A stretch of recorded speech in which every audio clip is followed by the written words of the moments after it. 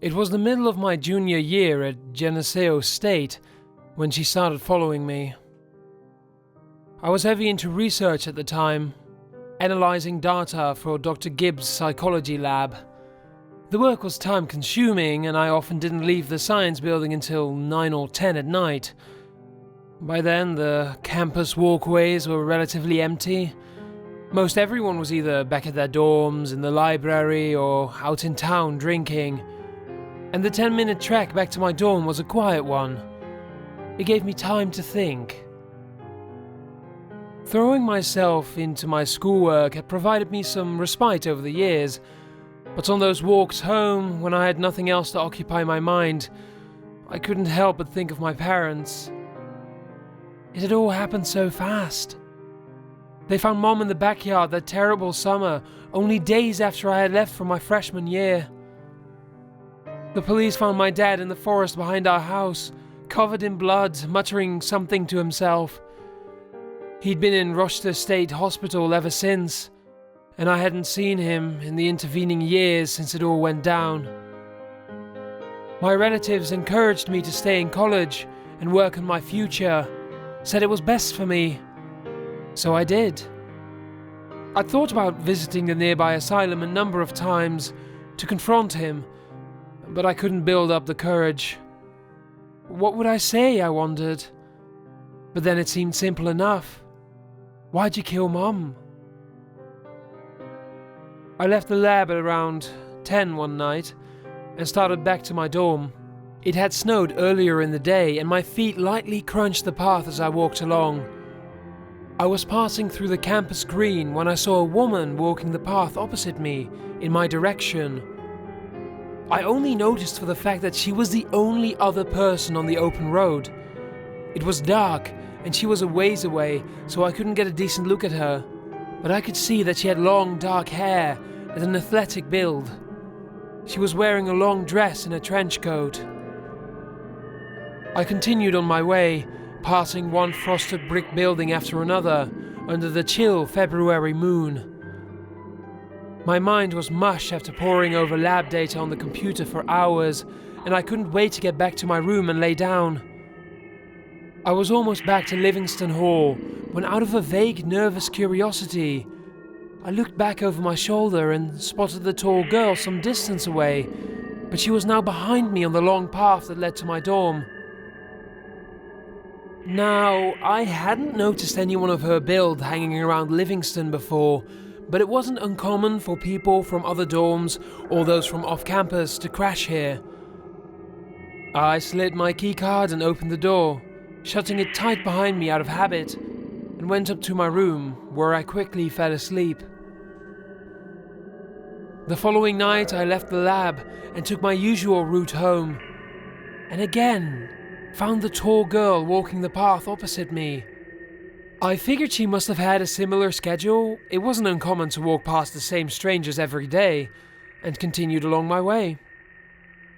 In my diligence to finish all of my lab work, I had neglected to eat dinner and decided to stop by Pizza Paul's before heading back to my dorm. I purchased a few slices and exited the building, only to find the tall girl standing about 50 yards away, seemingly waiting for me. Now, I would have written this off as a mere coincidence that we had both walked the same path to get to a popular pizza place at the edge of campus, had she not stood there, motionless, only walking again when I did. Now, I wasn't weirded out by any means, more so oddly curious.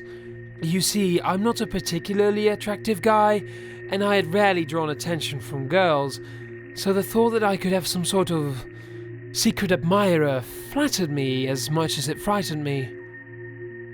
Figuring that perhaps I might have been cooped up in the lab for too long and was overanalyzing a series of simple run-ins, I looked away and walked back to my dorm. My initial thought, that our arm's-length interactions were merely coincidental, was quickly snuffed out when she followed me all the way back to Livingston. I quickened my pace as I approached the front door. What if she wanted to talk to me? I figured I would need some time before attempting any kind of conversation. When I got up to my room, I kept the light off and peered out my window, which provided a broad view of the front of the building. I saw her, standing there, her focus clearly on the second floor on which I lived. In the darkness, I was unable to make out her facial features, but it was clear that she was staring up and she seemed to be talking, not calling out nor using her phone, just talking to herself. Now this went on for several days. I would leave the lab and the girl would pass me on a different path and then follow me, always at a comfortable distance. I became anxious, so much so that I decided to take a longer, more roundabout path back to my dorm. But my attempts to evade the girl were futile as again she followed me, making no attempt to conceal her pursuit, only her identity. Who is she, I wondered? Why me? I had spent many long and lonely nights since the death of my mother and the institutionalization of my father, and considered what it would be like to have another person in my life whom I could be close with. The thought of having a girlfriend intrigued me, but I could never build up the nerve to approach her. After a bitter February gave way to a frigid early March, and me and this girl continued our nightly routine, it had been long enough to really consider the situation. I made it my mission to finally confront her. I left the lab that night, later than usual, and instead of returning to my dorm, I went into the nearby Wadsworth Auditorium, the school's theatre venue. As expected, she followed me into the dark building, which was open for third shift maintenance staff, but currently empty. I raced through the dimly lit lobby and into the main auditorium, hiding myself behind soundboards and stage lights just beside the door. After catching my breath, I nervously called out, "Hey, I know you've been following me." I tried to sound welcoming, but I was trembling, my voice especially shaky. "Show yourself. I'd like to get to know you." An oppressive few moments passed, and I considered whether she would actually follow me into the pitch-black auditorium. But then the door opened, and in walked my admirer. She stepped forward into the darkness, the light from the lobby illuminating her large frame as she walked down the near aisle, her back now towards me. It was the closest the two of us had been up to that point, and she appeared even taller and broader than I had imagined. As soon as the lobby door finally drifted close, and the darkness concealed us, I sprang from my hiding spot and assailed my attacker, plunging my knife I had carried all day into her back. I had gradually pieced it all together. My father had somehow escaped from the asylum and had been trailing me, hoping to get close enough to kill me and reunite me with my mother. As the blade punctured my father's flesh and he slumped back against me, I felt a strange, righteous satisfaction in the deed. It almost felt good.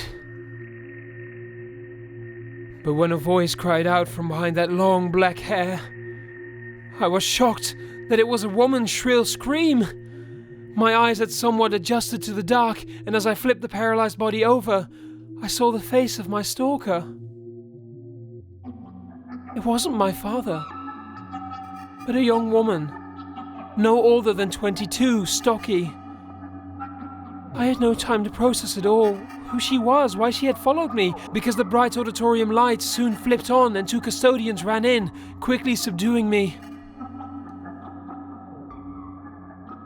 This all happened a few years back now. Turns out the girl was a sophomore at Geneseo. I never did find out what she wanted. Dad and I, however, have gotten to talk again.